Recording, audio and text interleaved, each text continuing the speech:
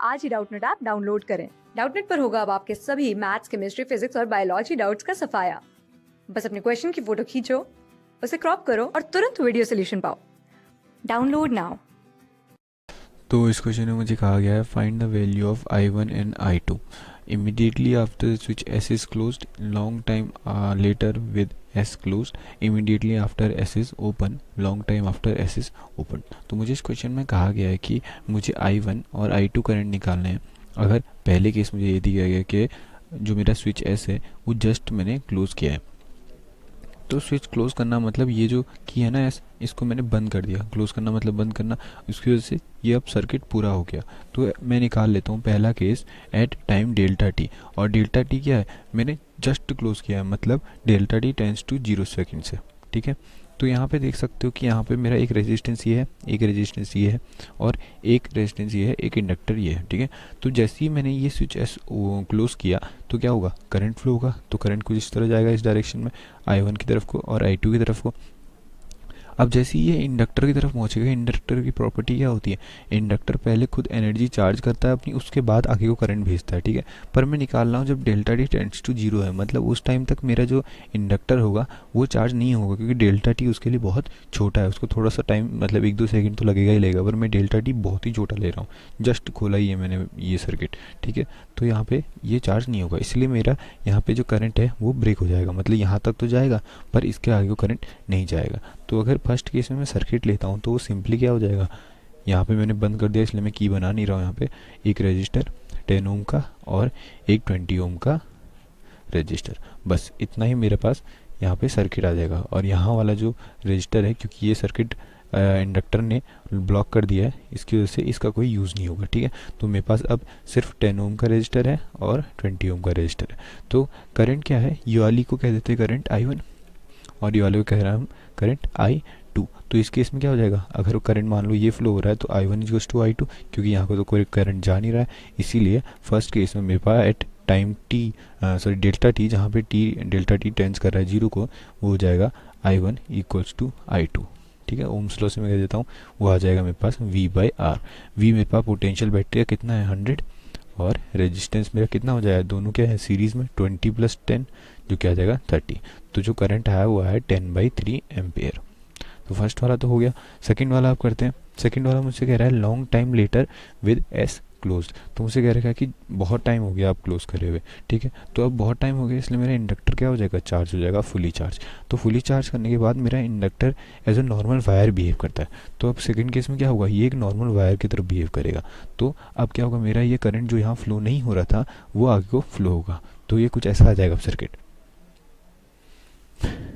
Eight delta T time, जब delta T tend कर रहा है इनफाइनाइट को। ठीक है, मतलब बहुत टाइम हो गया ये शो कर रहा हूँ। तो यहाँ पे मेरे पास एक रजिस्टर 10 ओम का है, कि मैं इसलिए नहीं बना रहा हूँ क्योंकि काफ़ी टाइम हो गया बंद करे हुए।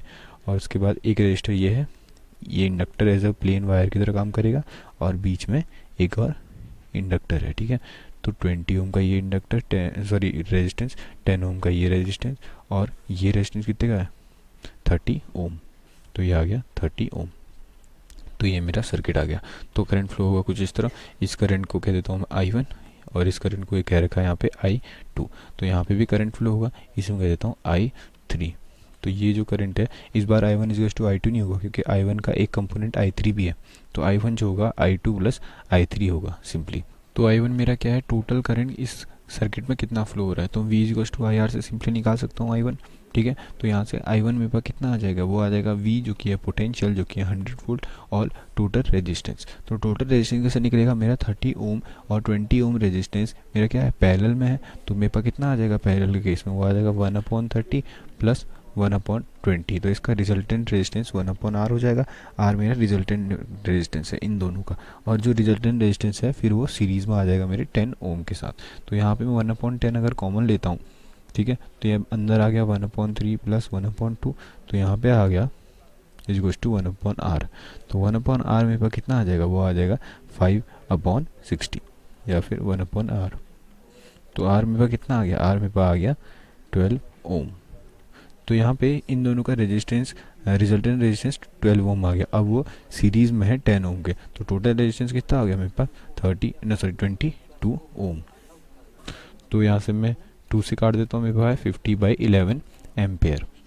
तो बस हो गया, मेरे पास I1 आ गया। तो मैं ये जो छोटी वाली साइकिल है, ये वाली साइकिल, इसमें मैं किरचॉफ लॉ लगा देता हूँ। तो पोटेंशियल के बराबर होना, जो आउटपुट पोटेंशियल है और इनपुट पोटेंशियल है बराबर होना चाहिए।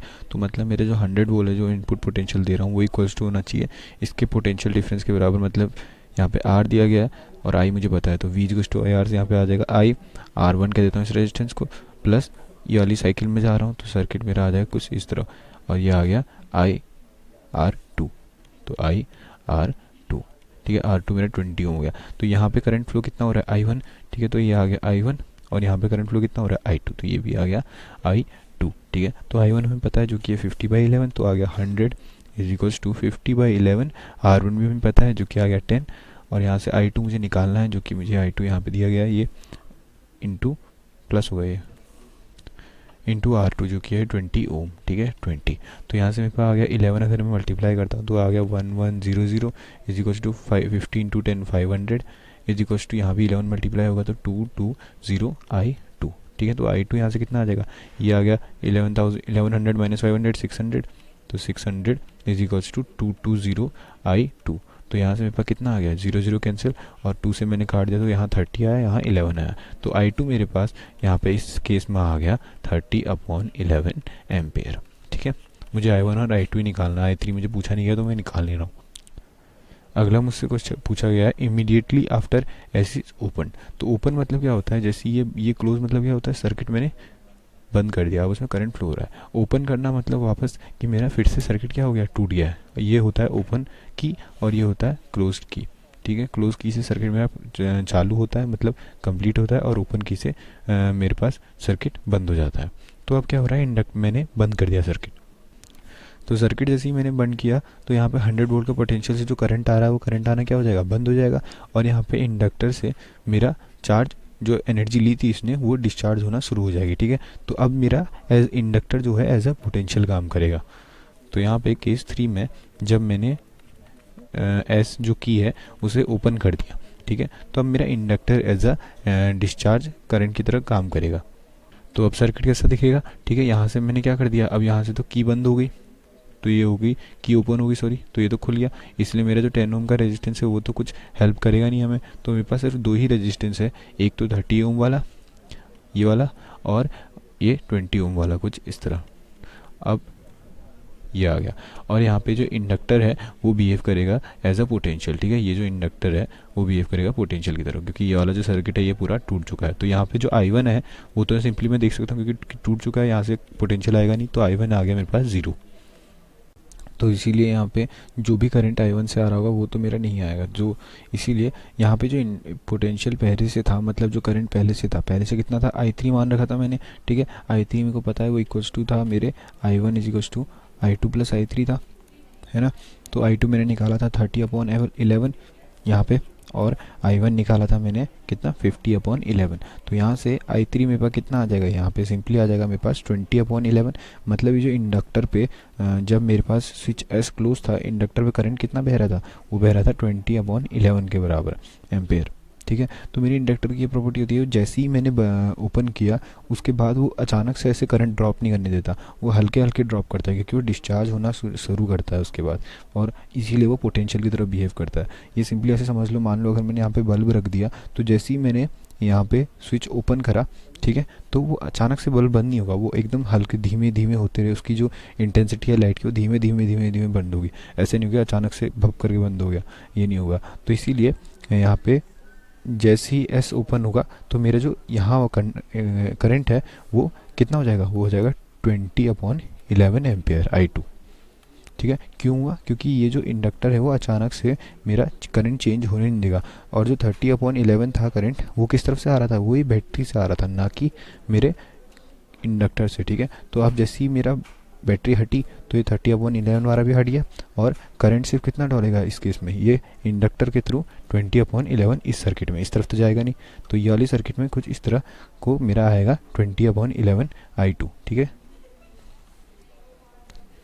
अब उसके बाद हम देख लेते हैं फोर्थ मेरे से क्या कह रहा है, फोर्थ में से कह रहा है long time after S is open. तो अब मुझसे फोर्थ में ये कह रहा है कि जो मेरा एस है वो काफ़ी टाइम हो गया उसे ओपन करे हुए, ठीक है। तो मैं कह देता हूँ कि काफ़ी टाइम हो गया अगर ओपन होते हुए, तो मेरा जो इंडक्टर है वो टोटली क्या हो गया, डिस्चार्ज हो गया होगा। तो इसमें भी अब कोई पोटेंशियल बचा नहीं होगा, तो इसलिए मेरे पास I1 तो डिस्चार्ज है ही है पहले से ही, तो जीरो आ गया। और अब ये भी, इसका भी जो पावर है, एनर्जी स्टोर्ड है, वो भी ख़त्म हो गया, इसीलिए I2 भी मेरा क्या आ जाएगा, वो भी आ जाएगा जीरो। तो फोर्थ आ गया I1 I2 zero zero. Class 6 से 12 से लेके नीट, IIT, जेई मेंस और एडवांस के लेवल तक 10 मिलियन से ज्यादा स्टूडेंट्स का भरोसा। आज ही डाउनलोड करें डाउटनेट ऐप या व्हाट्सएप कीजिए अपने डाउट्स 8400 400 400 पर।